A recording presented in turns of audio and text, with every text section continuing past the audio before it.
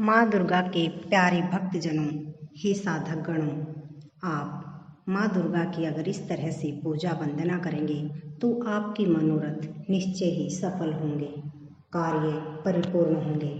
सबसे पहले माँ दुर्गा के साधक भक्त स्नान आदि से शुद्ध होकर शुद्ध वस्त्र धारण कर सर्वप्रथम पूजा स्थल को सजाएं। फिर मंडप में श्री दुर्गा जी की मूर्ति स्थापित करें। मूर्ति के दाईं ओर कलश स्थापित करें और कलश के सामने मिट्टी, बालू व रेत मिलाकर जौ बोनी चाहिए। मंडप के पूर्व कोण में दीपक की स्थापना करनी चाहिए। पूजन में सबसे पहले गणेश जी का पूजन करके सभी देवी देवताओं का पूजन करें। तत्पश्चात जगदम्बा का पूजन करें। श्री दुर्गा सप्तशती का पाठ न तो जल्दी जल्दी करना चाहिए और न ही बहुत धीरे धीरे। पाठ करते समय एक ही आसन पर आराम से बैठना चाहिए। पूजा करते हुए आप निम्न प्रकार की पूजन सामग्री का प्रयोग करें। जल, गंगा जल, पंचामृत, जो दूध, दही, घी, शहद और शक्कर से मिलकर बनता है।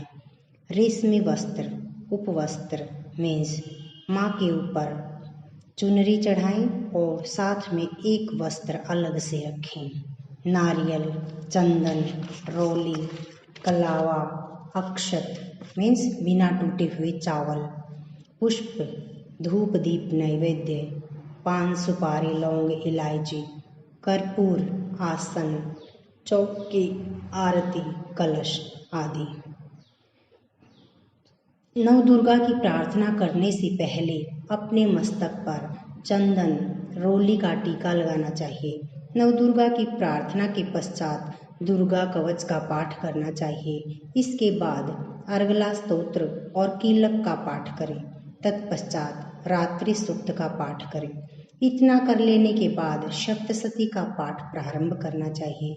श्री दुर्गा सप्तशती का पाठ 13 अध्यायों में वर्णित है। इन 13 अध्यायों में माँ भगवती के 3 चरित्रों का वर्णन है। प्रथम चरित्र पहले अध्याय में मधु व कैटभ नामक 2 राक्षसों के वध का वर्णन है। द्वितीय चरित्र जिसमें दूसरे अध्याय के चतुर्थ अध्याय तक महिषासुर नामक राक्षस के वध का वर्णन किया गया है। तृतीय चरित्र जिसमें पंचम अध्याय से 11वें अध्याय तक शुंभ निशुंभ आदि राक्षसों के वध का वर्णन किया गया है। 12वें अध्याय में आदि शक्ति माँ के तीनों चरित्रों का पाठ करने का महत्व बताया गया है। 13वें अध्याय में राजा सुरथ एवं समाधि नामक वैश्य को देवी द्वारा दिए गए वरदानों का वर्णन किया गया है। 9 दिनों में इन 13 अध्यायों का पाठ करके अंतिम दिन माँ का भोग दुर्गा चालीसा, विंध्येश्वरी चालीसा, विंध्येश्वरी स्तोत्र एवं आरती करके समापन करना चाहिए। हे भक्तजनों, आप इस तरह से फिर माता की प्रार्थना कीजिए।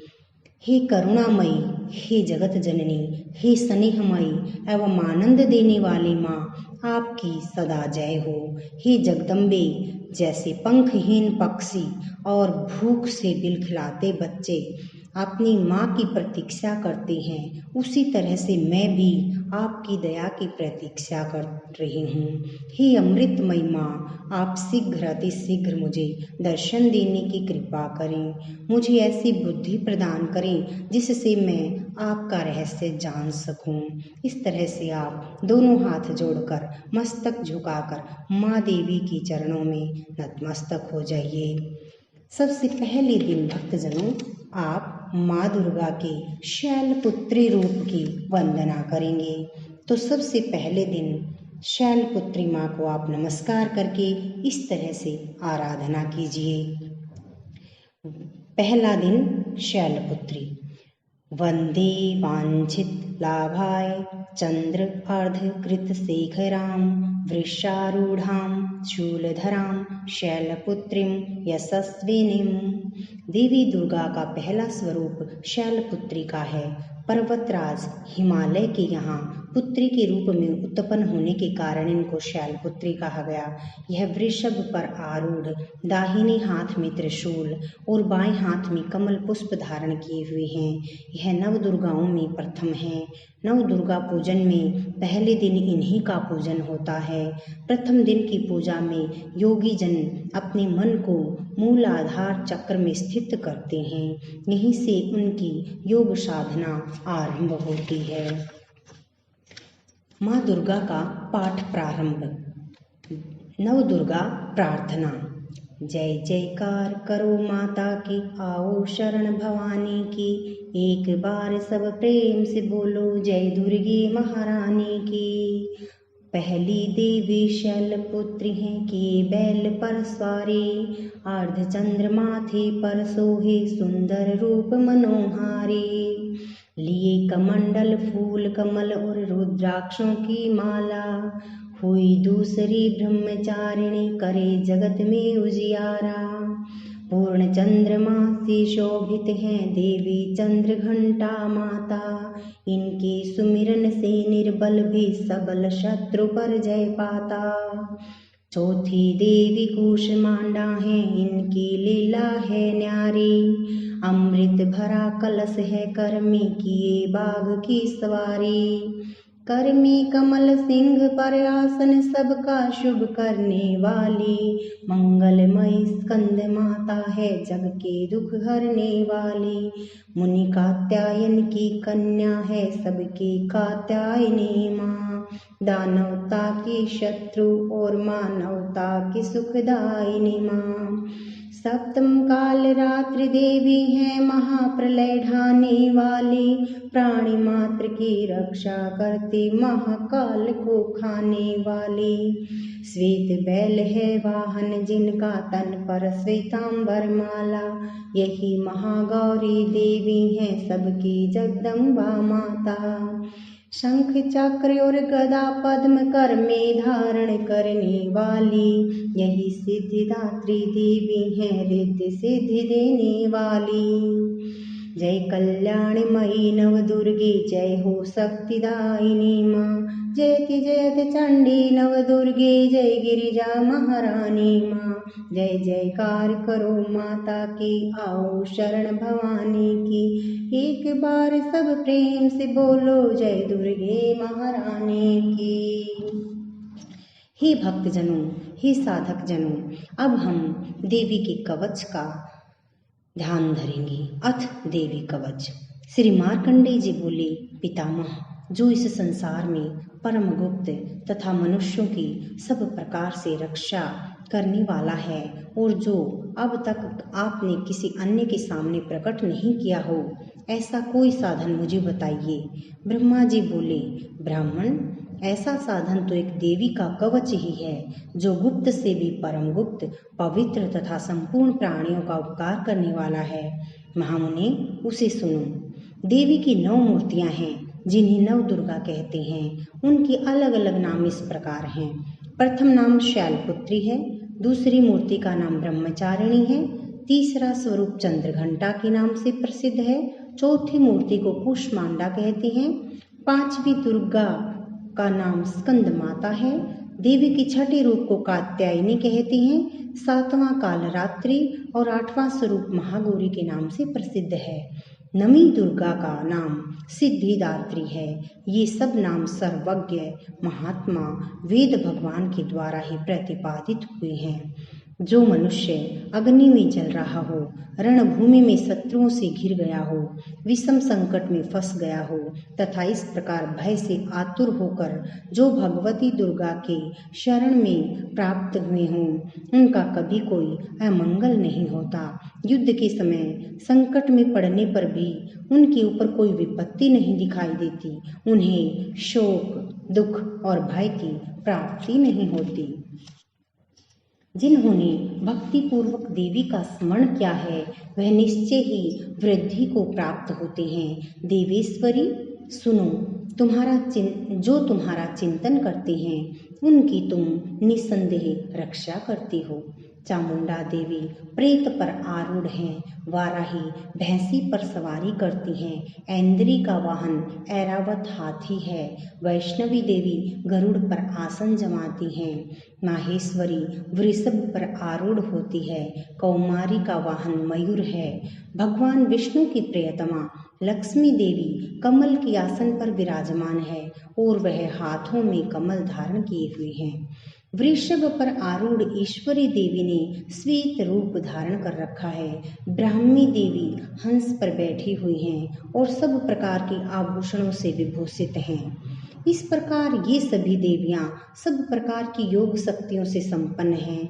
इनके अतिरिक्त और भी बहुत सी देवियां हैं जो अनेक प्रकार के आभूषणों की शोभा से युक्त तथा अनेक प्रकार के रत्नों से सुशोभित हैं। ये संपूर्ण देवियां क्रोध से भरी हुई हैं और भक्तों की रक्षा के लिए रथ पर बैठी दिखाई देती हैं। ये शंख, चक्र, गदा, शक्ति, हल और मूसल, खेटक और तोमर, परशु और पास, कुंत और त्रिशूल एवं उत्तम सारंग धनुष आदि अस्त्र शस्त्र अपने हाथों में धारण करती हैं। दैत्यों के शरीर का नाश करना, भक्तों को अभय दान देना और देवताओं का कल्याण करना, यही उनकी शस्त्र धारण का उद्देश्य है।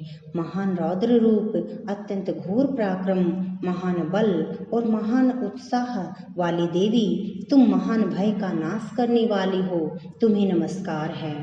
तुम्हारी ओर देखना भी कठिन है। शत्रुओं का भय बढ़ाने वाली जगदम्बिके, मेरी रक्षा करो। पूर्व दिशा में ऐन्द्री मेरी रक्षा करें। अग्नि कोण में अग्नि शक्ति, दक्षिण कोण में वाराही और नैऋत्य कोण में शंख खड्ग धारिणी मेरी रक्षा करें। पश्चिम दिशा में वारुणी और वायव्य कोण में मृग पर सवारी करने वाली देवी मेरी रक्षा करें। उत्तर दिशा में कौमारी और ईशान दिशा में शूल धारिणी देवी मेरी रक्षा करें। हे ब्रह्माणी, तुम ऊपर की ओर से मेरी रक्षा करो और हे वैष्णवी देवी, आप नीचे की ओर से मेरी रक्षा करें। इसी प्रकार शव को अपना वाहन बनाने वाली चामुंडा देवी दसों दिशाओं से मेरी रक्षा करें। दसों दिशाओं में मेरी रक्षा करें। जया आगे से और विजया पीछे की ओर से मेरी रक्षा करें। वाम भाग में अजिता और दक्षिण भाग में अपराजिता मेरी रक्षा करें। उद्योतिनी शिखा की रक्षा करें। उमा मेरे मस्तक पर विराजमान होकर रक्षा करें। ललाट में मालाधारी रक्षा करें और यशस्विनी देवी मेरी भौहों की रक्षा करें। भौहों के मध्य भाग में त्रिनेत्रा और नथुनों की यम घंटा देवी मेरी रक्षा करें। कलिका देवी कपोलों की, भगवती सांकरी कानों के मूल भाग की रक्षा करें। नासिका में सुगंधा और ऊपर के ओष्ठ में चर्चिका देवी रक्षा करें। नीचे के ओष्ठ में अमृत कला और जिह्वा की सरस्वती देवी मेरी रक्षा करें। कौमारी दांतों की, चंडिका कंठ प्रदेश की रक्षा करें। चित्र घंटा गले की घंटी की और महामाया तालू में रहकर रक्षा करें। कामाक्षी चिंबुक ठौड़ी की और सर्वमंगला मेरी वाणी की रक्षा करें। भद्रकाली ग्रीवा की और धनुर्धरी मेरुदंड में रहकर रक्षा करें। कंठ के बाहरी भाग में नीलग्रीवा और कंठ की नली में नलकुबरी रक्षा करें। दोनों कंधों में खड्गिनी और मेरी दोनों भुजाओं में वज्रधारिणी रक्षा करें। दोनों हाथों की दंडिनी और अंगुलियों की अंबिका रक्षा करें। शूलेश्वरी नखों की रक्षा करें। कुलेश्वरी कुक्षी में रहकर रक्षा करें। महादेवी दोनों स्तनों की और शोक विनाशिनी देवी मन की रक्षा करें। ललिता देवी हृदय में और शूलधारिणी उदर में रहकर रक्षा करें। नाभि में कामिनी और गुह्य भाग में गुह्येश्वरी रक्षा करें। पूतना और कामिका लिंग की और महिषवाहिनी गुदा की रक्षा करें। भगवती कटी भाग की और विंध्यवासिनी घुटनों की रक्षा करें। संपूर्ण कामनाओं को देने वाली महाबला देवी दोनों चरणों के पृष्ठ भाग की रक्षा करें। श्री देवी पैरों की अंगुलियों की और तलवासिनी देवी पैरों की तलवों में रहकर मेरी रक्षा करें। दृष्टा कराली देवी नखों की और ऊर्ध्वकेशिनी देवी केशों की रक्षा करें। रोमावलियों में, छिद्रों में, कौवेरी और त्वचा की वागीश्वरी देवी रक्षा करें। पार्वती देवी रक्त, मज्जा, वसा, मांस, हड्डी और मैदे की रक्षा करें। आंतों की कालरात्रि और पित्त की मुकुटेश्वरी रक्षा करें। मूलाधार आदि कमल कोशों में पद्मावती देवी और कफ में चूड़ामणि देवी स्थित होकर रक्षा करें। नख के तेज की ज्वालामुखी रक्षा करें, जिसका किसी भी अस्त्र से भेदन नहीं हो सकता। वह अभेद्या देवी शरीर की समस्त संधियों में रहकर रक्षा करें। ब्रह्माणी, आप मेरे वीर्य की रक्षा करें। छत्रेश्वरी, छाया की तथा धर्मधारिणी देवी मेरी अहंकार, मन और बुद्धि की रक्षा करें। वज्रहस्ता देवी मेरे प्राण, अपान, व्यान, उदान और समान वायु की रक्षा करें। भगवती कल्याण शोभना मेरे प्राण की रक्षा करें। रस, रूप, गंध, शब्द और स्पर्श इन विषयों का अनुभव करते समय योगिनी देवी रक्षा करें तथा सत्वगुण, रजोगुण और तमोगुण की रक्षा सदा नारायणी देवी करें। वाराही आयु की रक्षा करे। वैष्णवी धर्म की रक्षा करे तथा चक्रिणी देवी यश, कीर्ति, लक्ष्मी, धन तथा विद्या की रक्षा करे। हे इंद्राणी, आप मेरे गोत्र की रक्षा करें। हे चंडिके, तुम मेरे पशुओं की रक्षा करो। महालक्ष्मी, पुत्रों की रक्षा करो और भैरवी पत्नी की रक्षा करो, पति की रक्षा करो। मेरे पथ की सुपथा तथा मार्ग की क्षेमकारी रक्षा करें। राजा के दरबार में महालक्ष्मी रक्षा करें तथा सब ओर व्याप्त रहने वाले विजया देवी संपूर्ण भय तापों से मेरी रक्षा करें। हे देवी, जो स्थान इस कवच में नहीं कहा गया है अथवा रक्षा से रहित रह गया है, वह सब तुम्हारे द्वारा सुरक्षित हो, क्योंकि आप विजयशालिनी और पापनाशिनी हो। कवच के द्वारा सब ओर से सुरक्षित मनुष्य जहाँ तहाँ भी जाता है, वहाँ वहाँ उसे धन लाभ होता है तथा संपूर्ण कामनाओं की सिद्धि करने वाली विजय की प्राप्ति होती है। वह जिस जिस अभीष्ट वस्तु का चिंतन करता है, वह उसको निश्चय ही प्राप्त कर लेता है। वह पुरुष इस पृथ्वी पर महान ऐश्वर्य का भागी होता है। कवच से सुरक्षित मनुष्य निर्भय हो जाता है, युद्ध में उसकी पराजय नहीं होती तथा वह तीनों लोकों में पूजनीय होता है। देवी का यह कवच देवताओं के लिए भी दुर्लभ है।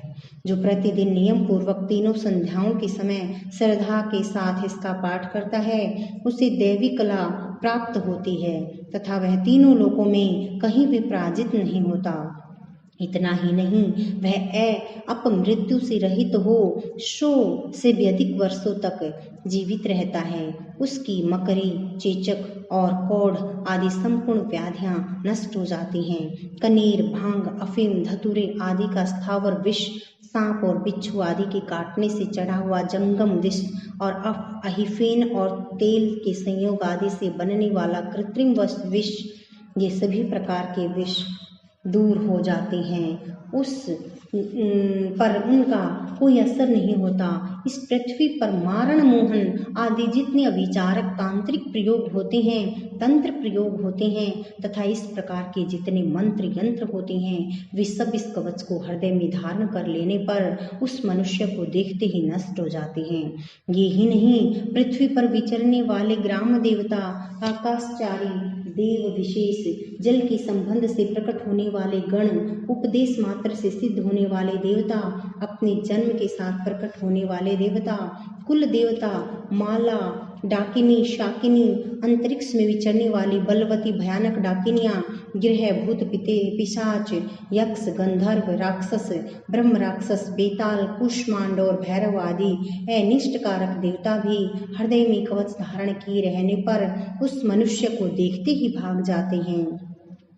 कवचधारी पुरुष जो राजा से सम्मान, वृद्धि प्राप्त करते हैं, यह कवच मनुष्य के तेज की वृद्धि करने वाला और उत्तम है। कवच का पाठ करने वाला पुरुष अपनी कीर्ति से विभूषित भूतल पर अपने सुयश के साथ साथ वृद्धि को प्राप्त करता है। जो पहले कवच का पाठ करके उसके बाद सप्तशती चंडी का पाठ करता है, उसकी जब तक वन, पर्वत और काननों सहित यह पृथ्वी टिकी रहती है, तब तक यहाँ पुत्र पौत्र आदि कुल की परंपरा बनी रहती है।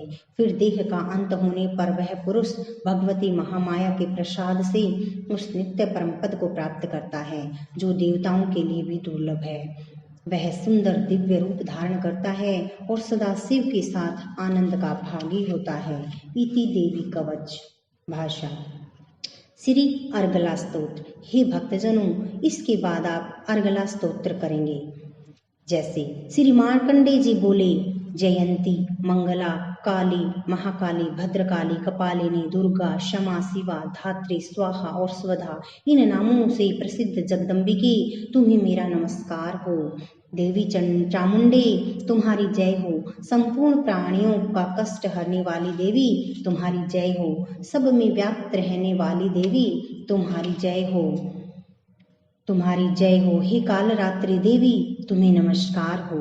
मधु और कैटभ वाली तथा ब्रह्मा जी को वरदान देने वाली देवी, मैं तुम्हें नमस्कार करती हूँ। तुम मुझे रूप दो, गुण दो और आत्म रूप का ज्ञान दो।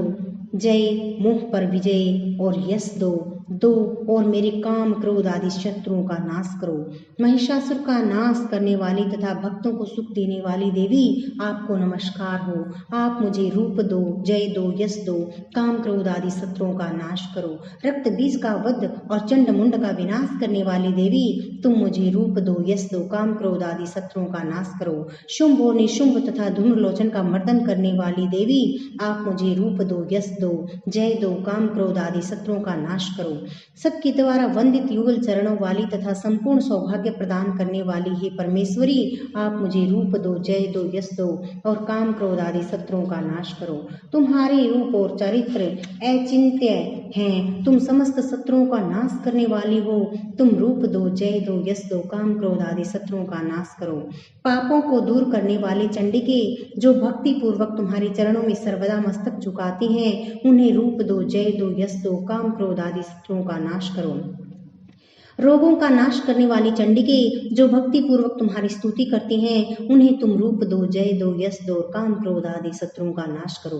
हे चंडिके माँ, इस संसार में जो भक्ति पूर्वक तुम्हारी पूजा करते हैं, उन्हें रूप दो, यश दो, जय दो, काम क्रोध आदि शत्रुओं का नाश करो। मुझे सौभाग्य और आरोग्य दो, परम सुख दो, रूप दो, जय दो, यश दो, काम क्रोध आदि शत्रुओं का नाश करो। जो मुझ में द्वेष रखते हों, जो मुझसे द्वेष रखते हों, उनका तुम नाश करो और मेरे बल की वृद्धि करो। रूप दो, जय दो, यश दो और काम क्रोध आदि शत्रुओं का नाश करो। हे देवी, मेरा कल्याण करो, मुझे उत्तम संपत्ति प्रदान करो। रूप दो, जय दो, यश दो और काम क्रोध आदि शत्रुओं का नाश करो। हे अंबिके, देवता और असुर दोनों ही अपने माथे के मुकुट की मणियों पर तुम्हारे चरणों पर घिसते हैं। तुम रूप दो, जय दो, यश दो और काम क्रोध आदि शत्रुओं का नाश करो। तुम अपने भक्तजनों को विद्वान, यशस्वी और लक्ष्मीवान बनाओ और रूप दो, जय दो, यश दो, काम क्रोध आदि शत्रुओं का नाश करो। हे माँ, देवता और असुर दोनों ही अपने माथे के मुकुट की मणियों को तुम्हारे चरणों पर घिसते हैं। उन्हें भी रूप दो, जय दो, काम क्रोध आदि शत्रुओं का नाश करो। प्रचंड दैत्यों के दर्प का दलन करने वाली चंडिके, मुझ शरणागत को रूप दो, जय दो, यश दो और काम क्रोध आदि शत्रुओं का नाश करो। चतुर्मुख ब्रह्मा जी के द्वारा प्रशंसित हे चार भुजाओं वाली परमेश्वरी, रूप दो, जय दो, यश दो, काम क्रोध आदि शत्रुओं का नाश करो। हे देवी अंबिके, भगवान विष्णु नित्य निरंतर भक्ति पूर्वक तुम्हारी स्तुति करते रहते हैं। तुम उन्हें रूप दो, जय दो, यश दो, काम क्रोध आदि शत्रुओं का नाश करो। हे हिमाचल की कन्या पार्वती के पति महादेव जी के द्वारा प्रशंसित होने वाली परमेश्वरी, तुम रूप दो, जय दो, यश दो और काम क्रोध आदि शत्रुओं का नाश करो। शचीपत्र इंद्र के द्वारा सद्भाव से पूजित होने वाली परमेश्वरी, तुम रूप दो, जय दो, यश दो और काम क्रोध आदि शत्रुओं का नाश करो। प्रचंड भुजदंडों वाले दैत्यों का घमंड चूर करने वाली हे देवी, तुम मुझे रूप दो, जय दो, यश दो, काम क्रोध आदि शत्रुओं का नाश करो। हे देवी अंबिके, तुम अपने भक्त जनों को सदा असीम आनंद प्रदान करती रहती हो। मुझे रूप दो, यश दो और काम क्रोध आदि शत्रुओं का नाश करो। मन की इच्छा के अनुसार चलने वाली, मनोहर पत्नी प्रदान करने वाली, जो मनुष्य इस स्तोत्र का पाठ करके सप्तशती रूपी महास्तोत्र का पाठ करता है, वह सप्तशती की जप संख्या से मिलने वाले श्रेष्ठ फल को प्राप्त करता है। साथ ही वह प्रचुर संपत्ति भी प्राप्त कर लेता है। इति अर्गला स्तोत्र। भक्तजनों, यहाँ पर अर्गला स्तोत्र कंप्लीट हो गया है। अब इसके बाद हम श्री कीलक स्तोत्र का ध्यान करेंगे। श्री कीलक स्तोत्र। चंडिका देवी को नमस्कार है। श्री मार्कंडेय जी बोले, विशुद्ध ज्ञान है जिनका शरीर है, तीनों वेद हैं जिनके दिव्य नेत्र हैं, जो कल्याण प्राप्ति के हेतु हैं तथा अपने मस्तक पर अर्धचंद्र का मुकुट धारण करते हैं, उन भगवान शिव को मैं नमस्कार करती हूँ। मंत्रों का जो अभिकीलक है अर्थात मंत्रों की सिद्धि में विघ्न उपस्थित करने वाले शाप रूपी कीलक का जो निवारण करने वाला है, उस सप्तशती स्तोत्र को संपूर्ण रूप से जानना चाहिए। यद्यपि सप्तशती के अतिरिक्त अन्य मंत्रों के जप में भी जो निरंतर लगा रहता है वह भी कल्याण का भागी होता है, उसके भी उच्चाटन आदि कर्म सिद्ध होते हैं तथा उसे भी समस्त दुर्लभ वस्तुओं की प्राप्ति होती है। तथापि जो अन्य मंत्रों का जप न करके केवल इस सप्तशती नामक स्तोत्र से ही देवी की स्तुति करते हैं, तथापि जो अन्य मंत्रों का जप न करके केवल इस सप्तशती नामक स्तोत्र से ही देवी की स्तुति करते हैं, उन्हें स्तुति मात्र से ही देवी सिद्ध हो जाती है। उन्हें अपने कार्य की सिद्धि के लिए मंत्र, औषधि तथा अन्य किसी साधन के उपयोग की आवश्यकता नहीं रहती। बिना जप के ही उसके उच्चाटन आदि समस्त अविचारिक कर्म सिद्ध हो जाते हैं। इतना ही नहीं, उनकी संपूर्ण अभीष्ट वस्तुएं भी सिद्ध होती हैं। लोगों के मन में यह शंका थी कि जब केवल सप्तशती की उपासना से अथवा सप्तशती को छोड़कर अन्य मंत्रों की उपासना से ही समान रूप से सब कार्य सिद्ध होते हैं, तब उनमें श्रेष्ठ कौन सा साधन है। इस पर भगवान शिव ने अपने पास आए हुए जिज्ञासुओं को बताया, यह सप्तशती नामक संपूर्ण स्तोत्र ही सर्वश्रेष्ठ एवं शुभदायी है। तब भगवती चंडिका की सप्तशती नामक स्तोत्र को महादेव जी ने गुप्त कर दिया। सप्तशती के पाठ से जो पुण्य प्राप्त होता है उसकी कभी समाप्ति नहीं होती, किंतु अन्य मंत्रों के जप जन्य पुण्य की समाप्ति हो जाती है। अतः भगवान शिव ने अन्य मंत्रों की अपेक्षा जो सप्तशती की ही श्रेष्ठता का निर्णय किया। अन्य मंत्रों का जप करने वाला पुरुष भी यदि सप्तशती के स्तोत्र और जप का अनुष्ठान कर ले तो वह भी पूर्ण रूप से कल्याण का भागी होता है, इसमें तनिक भी संदेह नहीं है। जो साधक कृष्ण पक्ष की चतुर्दशी अथवा अष्टमी को एकाग्रचित होकर भगवती की सेवा में अपना वर्चस्व सर्वस्व स्थापित कर देता है और फिर उसे प्रसाद रूप में ग्रहण करता है, उसी पर भगवती प्रसन्न होती है, अन्यथा उनकी प्रसन्नता उनको नहीं प्राप्त होती। इस प्रसिद्धि के प्रतिबंधक रूप कीलन के द्वारा महादेवी जी ने स्तोत्र को कीलित कर रखा है। जो ऊपर बताई गई विधि से निष्कीलन करके इस सप्तशती स्तोत्र का प्रतिदिन स्पष्ट उच्चारण पूर्वक पाठ करता है वह मनुष्य सिद्ध हो जाता है, वही देवी का पार्षद होता है और वही गंधर्व भी होता है। सर्वत्र विचरते रहते पर भी इस संसार में उसे कहीं भी भय नहीं होता, वह अकाल मृत्यु के वश में नहीं पड़ता और देह त्यागने के बाद मोक्ष को प्राप्त होता है। अतः कीलन को जानकर उसका परिहार करके ही सप्तशती का पाठ करना चाहिए। जो ऐसा नहीं करता उसका नाश होता है। इसलिए कीलन और निष्कीलन का ज्ञान प्राप्त करने पर ही यह स्तोत्र निर्दोष होता है और विद्वान पुरुष का इस निर्दोष स्तोत्र का ही पाठ आरंभ करते हैं। स्त्रियों में जो कुछ भी सौभाग्य आदि दृष्टिगोचर होता है वह सब देवी के प्रसाद का ही फल है। अतः इस कल्याणदायक स्तोत्र का सदा जप करना चाहिए। इस स्तोत्र का मंद स्वर में पाठ करने पर कम फल की प्राप्ति होती है और उच्च स्वर से पाठ करने पर पूर्ण फल की प्राप्ति होती है। अतः उच्च स्वर से ही उनका पाठ करना चाहिए। जिनके प्रसाद में ऐश्वर्य, सौभाग्य, आरोग्य, संपत्ति, शत्रु का नाश तथा मोक्ष की प्राप्ति होती है, उन कल्याणदायिनी जगदम्बा की स्तुति मनुष्य क्यों नहीं करते। इति कीलक स्तोत्र। अब लास्ट में भक्तजनों रात्रि सूक्त करना होता है। रात्रि सूक्त करने के पश्चात एक दिन की पूजा माँ को समर्पित हो जाती है। अब हम करेंगे रात्रि सूक्त। महत्ववादी रूप में व्यापक इंद्रियों से संसार की समस्त वस्तुओं को प्रकाशित करने वाले ये रात्रि रूपा देवी अपने उत्पन्न किए हुए जीवों को शुभ अशुभ कर्मों को देखती हैं और उनके अनुरूप फल की व्यवस्था करने के लिए समस्त विभूतियों को धारण करती हैं। ये देवी अमर हैं और संपूर्ण विश्व को, नीचे फैलने वाली लता आदि को तथा ऊपर चढ़ने वाले वृक्षों को भी व्याप्त करके स्थित हैं। इतना ही नहीं, ये ज्ञानमय ज्योति से जीवों के रूपी अंधकार, अज्ञान रूपी अंधकार का नाश कर देती हैं। चित्त शक्ति रूपी रात्रि देवी आकर अपनी बहन ब्रह्म विद्यामयी उषा देवी को प्रकट करती हैं, जिससे अविद्यामय अंधकार स्वतः नष्ट हो जाता है। वे रात्रि देवी इस समय मुझ पर प्रसन्न हों, जिनके आने पर हम लोग अपने घरों में सुख से सोते हैं। ठीक वैसे ही जैसे रात्रि के समय पक्षी वृक्षों पर बनाए हुए अपने घोंसलों में सुखपूर्वक शयन करते हैं, उस करुणामय रात्रि देवी की गोद में संपूर्ण ग्रामवासी मनुष्य, पैरों से चलने वाले गाय घोड़े पशु, पंखों से उड़ने वाले पक्षी एवं पतंगे आदि, किसी प्रयोजन से यात्रा करने वाले पथिक और बाज आदि भी सुखपूर्वक सोते हैं। हे रात्रिमयी चित्त शक्ति, तुम कृपा करके वासनामयी वृक्ति और पापमय वृक्क को हमसे अलग करो। काम आदि तस्कर समुदाय को भी दूर हटाओ। हमारे लिए सुखपूर्वक तारनहारी हो जाओ। वह मोक्षदायिनी एवं कल्याणदायिनी बन जाओ। हे उषा, सब ओर फैला हुआ यह ज्ञानमय काला अंधकार मेरे निकट आ पहुंचा है। तुम इसे ऋण की भांति मुझसे दूर करो। जैसे धन देकर अपने भक्तों के ऋण दूर करती हो, उसी प्रकार ज्ञान देकर इस अज्ञान को भी दूर कर दो। हे रात्रि देवी, तुम दूध देने वाली गौ के समान हो। मैं तुम्हारे समीप आकर स्तुति आदि से तुम्हें अपने अनुकूल करता हूँ। परम व्योम स्वरूपा परमात्मा की पुत्री, तुम्हारी कृपा से मैं काम आदि शत्रुओं को जीत चुकी हूँ। तुम स्तोम की भांति मेरी इस भविष्य को भी स्वीकार करो। भक्तजनों, इस तरह से ये सारी पूजा एक दिन के लिए करनी होती है, तब हमारा पहला दिन माता को समर्पित होता है।